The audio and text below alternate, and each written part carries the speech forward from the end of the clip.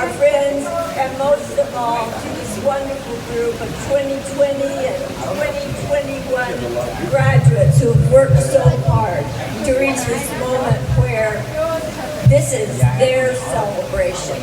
And I know all of you have given up a lot the last year and a half. You know, you missed maybe not so many deadlines, but you certainly have missed a lot of classes and a lot of socialization that typically goes with young college students. And we all applaud the fact that you've made it to this point, right, parents?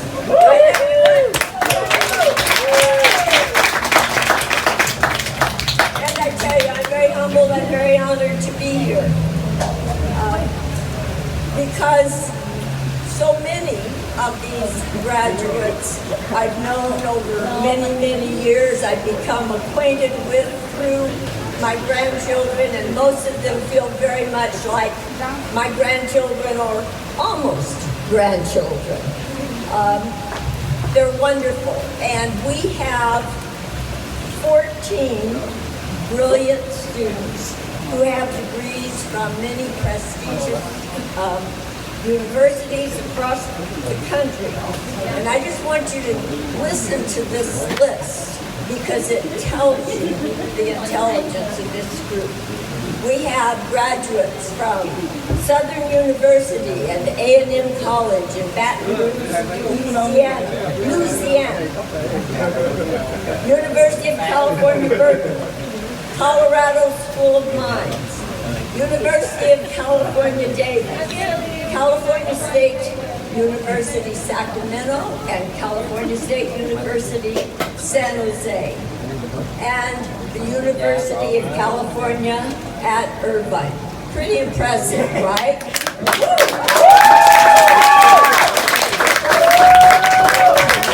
And not only did these graduates earn bachelor's and master's degree from these prestigious universities, they've also graduated in fields that I think really need to be recognized.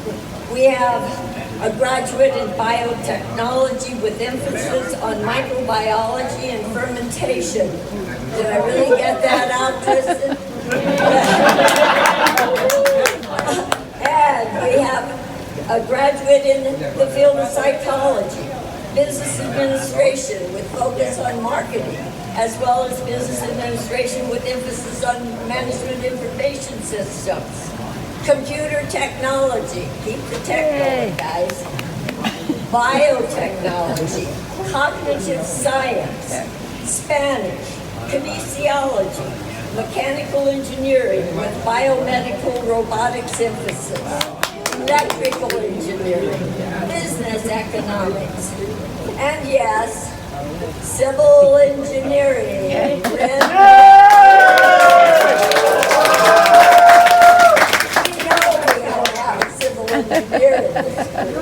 Yeah. Wow. You know what? This is a mighty lot of brain power in just 14 little chairs that are sitting here.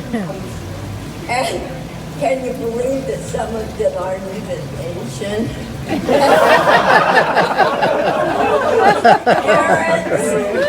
Parents, you must all be pretty smart to have such intelligent kids. And by now, after supporting them for 4, 5, 6 years in these big institutions, you may be feeling a little bit broke, and we empathize with you. But it's going to get better next year, unless they decide to go to graduate. Yeah, that's right. Anyway, you as parents also need a round of applause because you have given to your child the gift of a lifetime that can never be rescinded. I used to tell my students at the colleges and universities, you know, there are very few things in life that you can't lose or that can't be taken away from you. But education is different. You know, you get a bad financial squeeze and they can repossess your car. You've lost your car. You can lose your wife or your husband. That happens. You can lose your diamond ring. But you can never, never lose your education. That's and it's yours alone. Okay. I appreciate your willingness to wait while my day went cattywampus. And I would like us to begin this little celebration for all of our beautiful graduates, the big ones and the little ones, with a prayer. Dear Heavenly Father, we thank you for these young adults who have worked diligently to achieve their degrees, and also for their parents who have guided their steps and supported their journeys to such a distinguished level. We ask your blessing on the lives of these young people as they move forward into the world of adulthood. Please guide their decision-making toward a path that will bring them not only success in their careers and happiness in their relationships, but also purpose and meaning in their lives. In thy name we pray. Amen. Okay. I do feel very humbled and very honored to be here as a speaker. Actually, I don't know why I'm here except that Tim's my son, so, keep it in the family, I guess. But what was interesting is I was debating, why did he ask me, what do I have to say? I'm just mom and Nana. I was really mulling it over, and this came after I'd had a phone call from him when he said, sort of strangely, Mom, do you believe in free speech? And I thought, oh, this is a little different conversation. I guess we're going to discuss some political things, and I was sort of preparing in my head to discuss the concept as it related to the U.S. constitutional privilege, and I responded, well, yes, son, I do. Oh, Mom, he said, that's great. That's just great, because you'll be giving one in June at Tristan's graduation. So I knew then I was in real trouble, and I was going to have to give a real speech.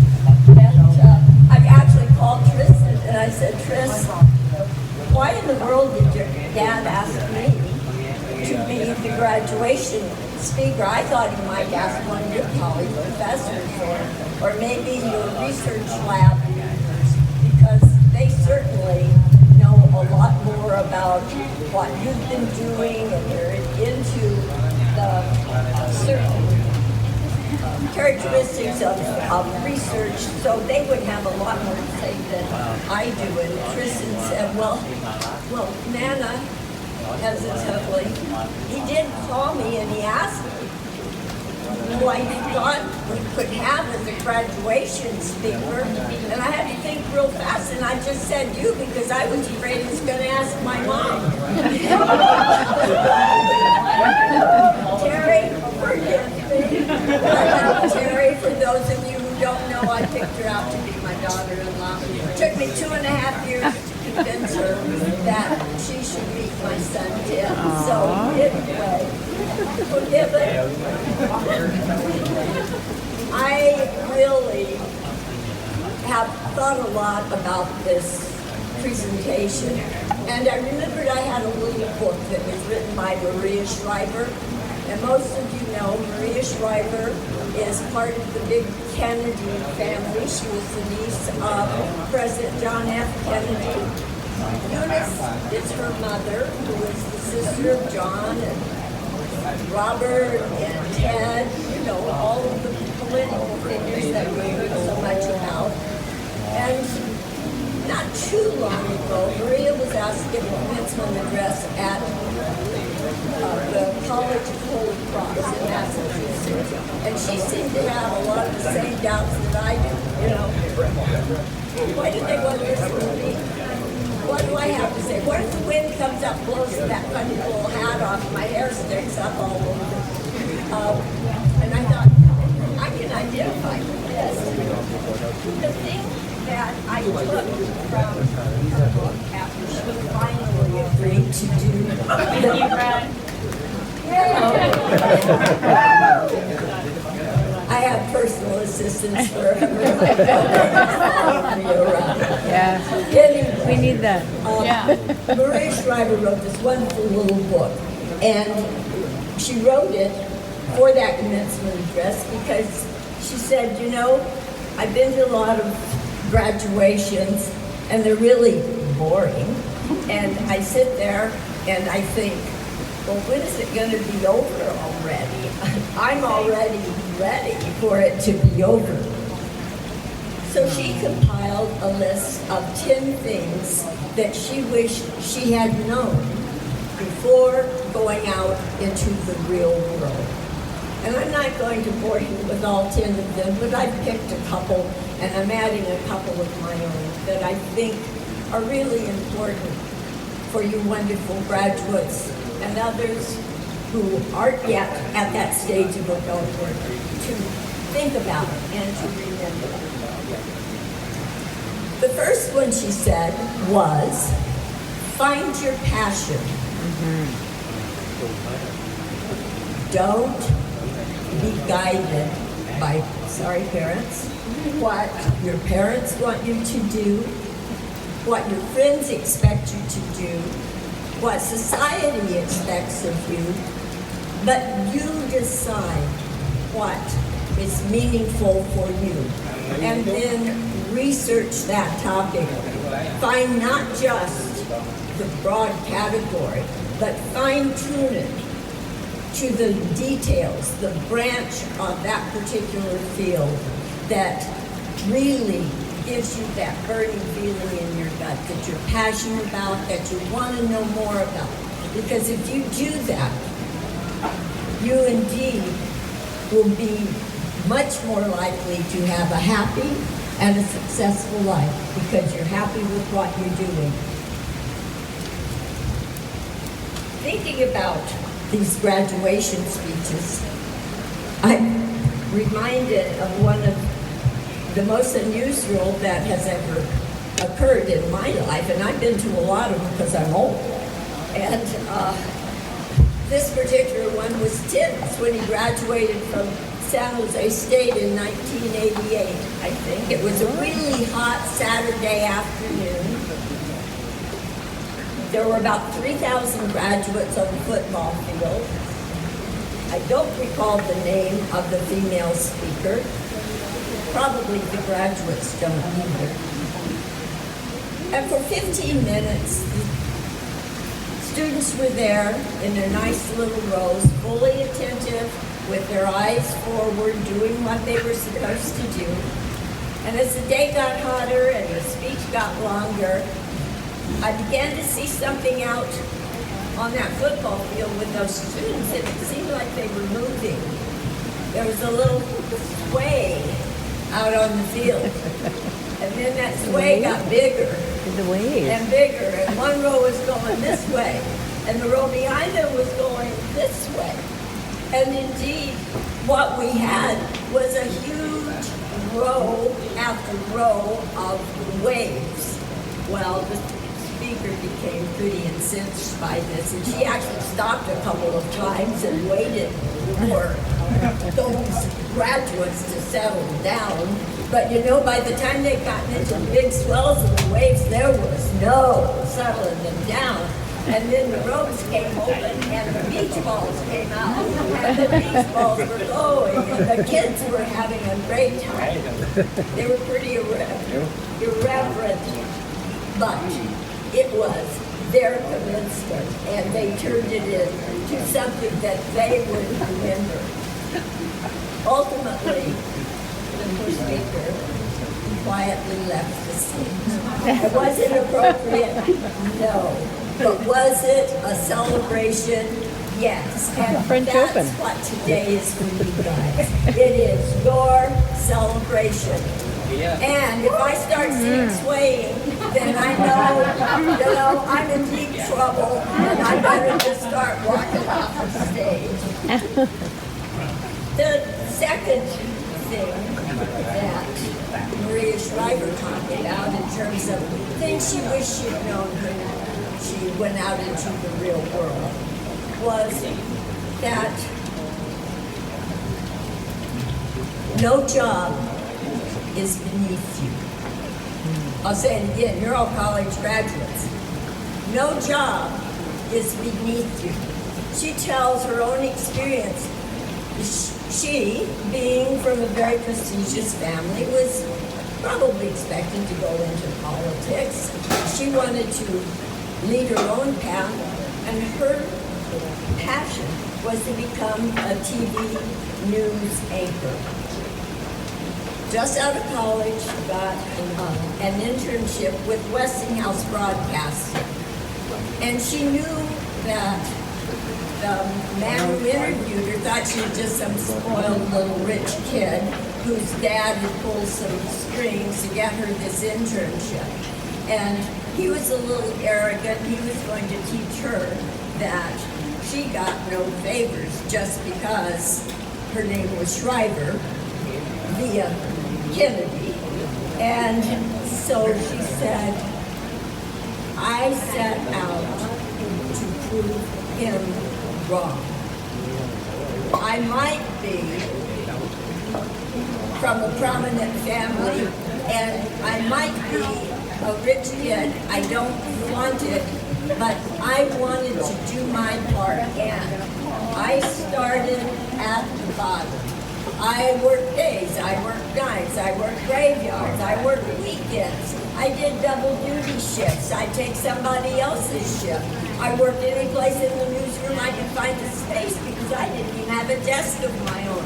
I ran to the phone every time it rang so that I could catch it on the first ring rather than like some reporters do, just let it ring and ring and ring.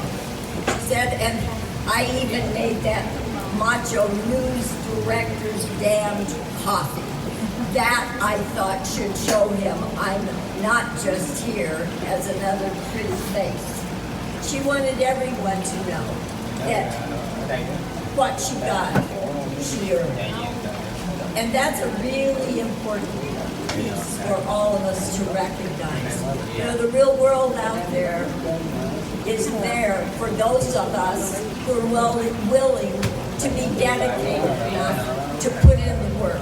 None of it comes easy whether you're rich or not. I mean, there are other ways that piece of the population can go to get a smooth job. But if you really want to work for a salary, don't be afraid to start from the bottom. And I share a little personal experience. You know, I came home from Boston, feeling pretty proud of myself, having graduated from Harvard. I was 45 years old, and I'm talking about graduate school and education. I'm a widow. I had 4 kids, some of whom were still in college. Whatever made me think I could quit my teaching job, go to graduate school, and come home and have much money.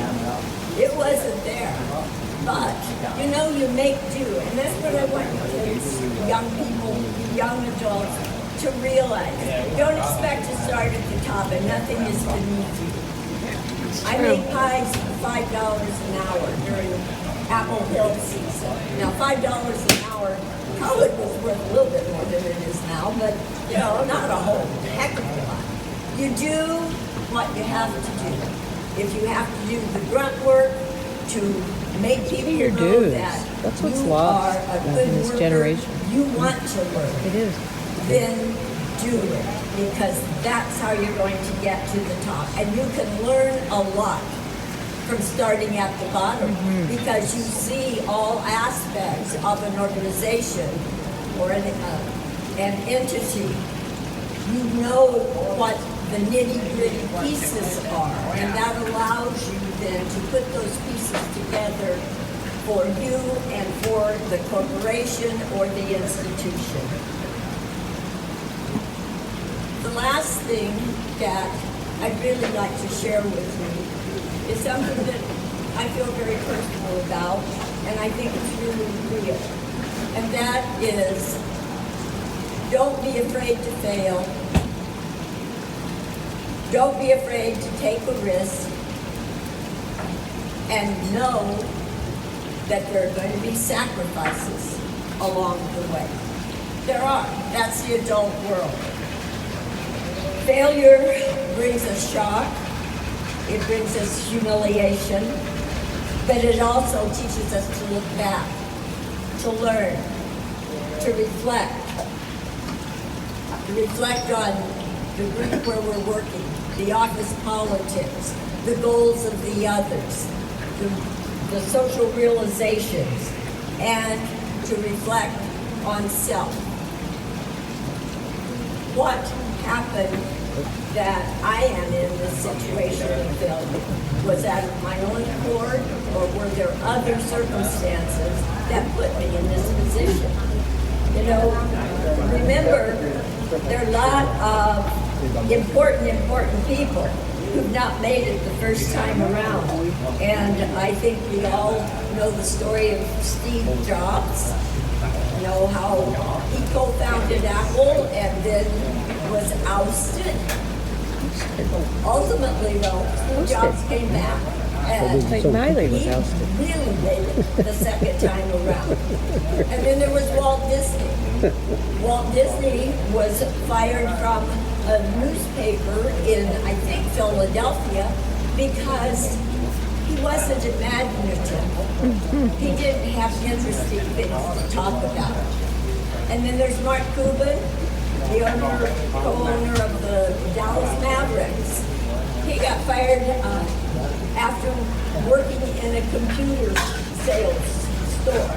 And he didn't work there very long. He didn't last very long. They didn't like his work style, but he left that company and he said, I will never again work for somebody else. And from that time, he has gone out and been a true entrepreneur and made billions of dollars. And Madonna got fired from Dunkin' Donuts. How many of you knew that? Dunkin' Donuts. And that was before, with her firing, she hung around in New York and got into the punk rock scene, and we all know the rest of that story. Thank you. Yeah, roller skates. You're fired. Yeah, roller skates.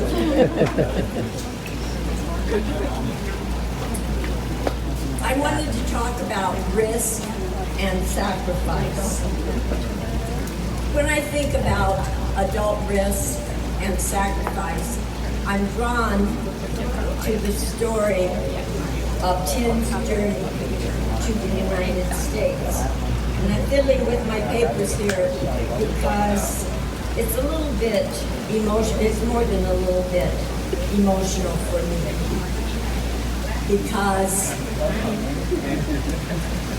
Tim was a young boy of 14, maybe barely 15, living in Saigon with his family, his mother and sisters. His brother had already been sent from South Vietnam so that he would not have to go and fight in the Vietnamese conflict.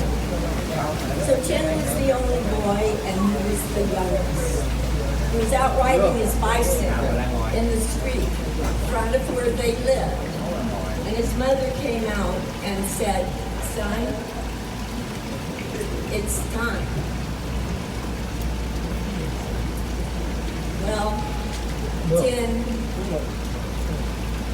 like many young Vietnamese boys of that era, knew what its time meant.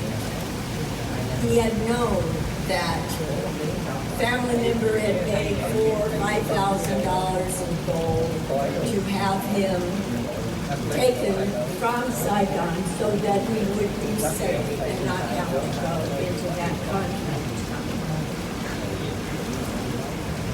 He parked his bike, went to the house with Mom. She made him a little lunch, gave him a few coins for his pocket and her wedding ring. She walked him down to the docks, full aware of the risk of that situation and the decision she had made. The risk that she may never see her beloved youngest son again. And Tim's risk at feeling abandoned, but sent for a purpose and knowing that he may never see his family again. What a sacrifice. That night, he boarded a boat with hundreds of others. Many of you probably have lived part of this story, or you have family members who have lived part of this story. Down at the docks, and the smugglers came in their little boats and overloaded them with people. That journey was scary and frightful for Tim, as it was for a lot of other people. He really didn't know where they were going out on the high seas in those small little boats. There were huge storms. Food and water was limited and sometimes non-existent. Old people died as a young child you're witnessing. Older people for whom Asian culture have great reverence. To see them not make it to their destination. And then, finally, after, I don't know, weeks, maybe a month or more at sea, an island. They landed in Malaysia. Gee, there was sand.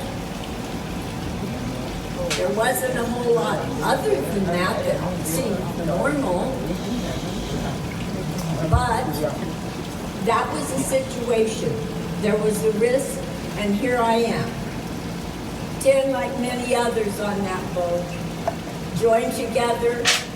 They planted a garden. They fished for food. Survival.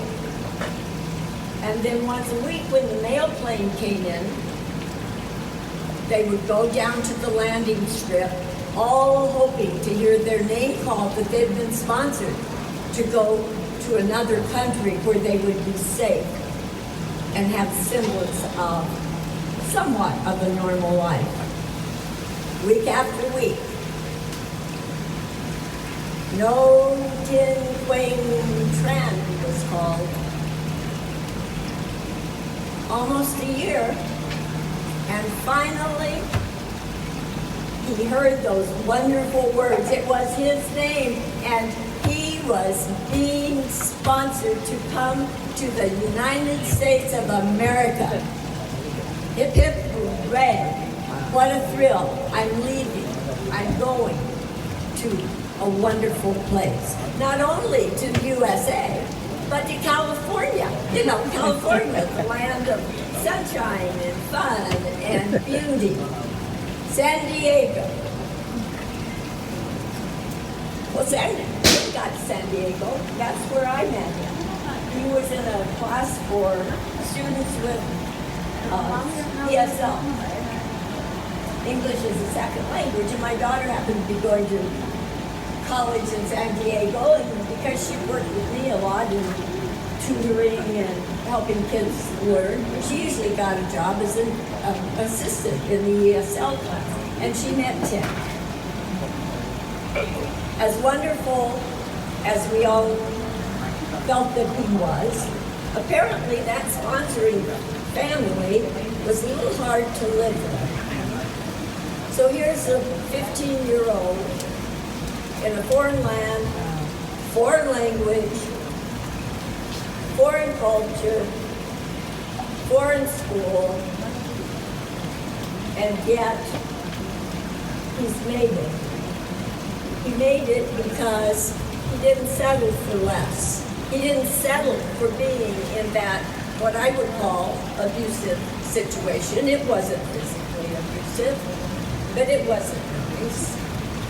And then Kim came to Northern California, a little town called Placerville, where gold was discovered in the 1840s, full and rich of history.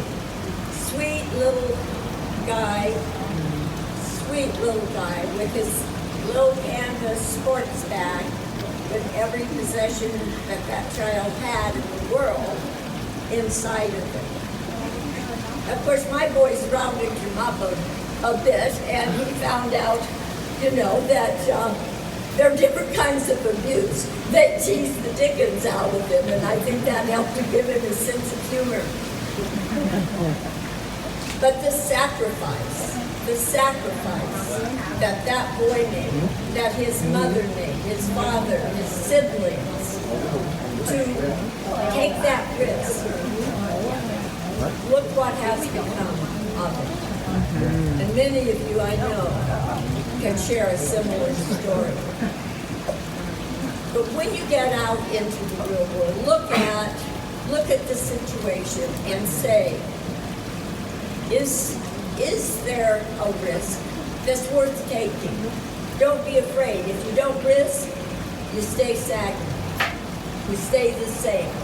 And that's fine if that's your personality. Oh, thank you. Uh-oh. Are they swaying out there? Anyway, I think, this is an emotional piece for me, and it may be emotional for many of you as well. We just are so thrilled to be a part of this world and to have Tim as an integral part of the Northern California plan, as we sometimes call it. We are one, and you guys are the generation that will make that happen. You are the ones who are going to bring about the solutions for climate change. You're the ones who are going to bring justice for all mankind. You're the ones who care, and you're the ones who will do it. There's an old gospel folk song called "We Shall Overcome." You heard it? We shall overcome. Well, graduates, you will overcome. And as my hat falls off, I think I should say it's time for us to award the diplomas to these very, very deserving graduates.